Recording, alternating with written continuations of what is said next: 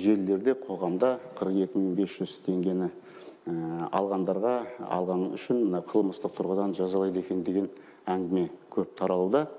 Бұның түрткі болғаны ертеден, біз бәрін қарап шықтық. 5 сәуірден бастап біздің біраз заңгерлеріміз осы мәселеге қатысты өздерінің мақалаларын, пікірлерін айта бастаған.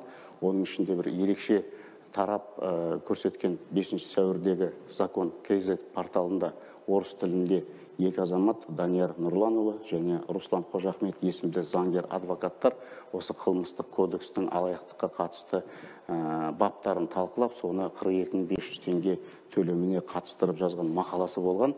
Ол жерде де ол азаматтар осы мақалада министр Нұрымбетовтің ешкімді жаппай тексеріп жатпаймыз деген сөзін жұмыс берушілер пайдаланып жалған мәліметтер беру мүмкін дегенді келтіріп жазған. Осыған байланысты, құрметті қазақстандықтар, құрметті ағайын, айтарым.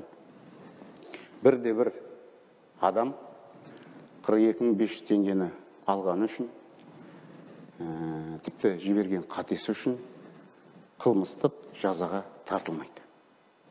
Тағы да айтам, 42.500 теңге алғаны үшін, оны тіпті қателескен үшін қылмыстық жазаға тартылмайды. Оған негіз жоқ, осыған нүкте қояйық. Ешкім оған тартылмайды. Оны заңгерлердің өздері біледі, талқылап атқан. Бірақ дұрыс заңгерлерден сұрасаңыздар, бәрі түсінікті. Осыған байланысты айтарым, нағып, біз оны ешқайсысын тексермейміз. Себебі бұл әлеуметтік төлем, бұл әлеуметтік бағытталған төлем. Егер де елімізде осы төтенше жағдай орын алмаған жағдайдың өзінде, түсінікті, бізде басым халықтың табысы аз. Жалақының мөлшері төмен. Зейнетақы, жәрдемақылар көп емес. Сондықтан көпшілік осы төлемді алсам ба деген. Сондықтан да мен өткен брифингте де айтқам, біз жаппай ешкімді тексеріп жатпаймыз.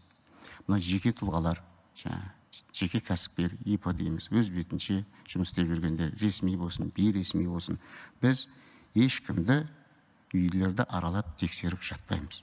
Ештеңкеге уайымдамаңыздар. Сізге төленді ме? Алыңыздар, жаратыңыздар. Бұл жерде мынау тексеру болса да бізді тексереді. Бұл жерде мынау жұмыс берушілерге және жалдамалы қызметкерлерге бір сұрақ туындады. Осы талқылаудың арасында, даудаманың арасында, оны мен қазір тағы да айтам.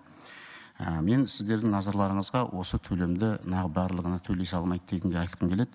Мынау төтенше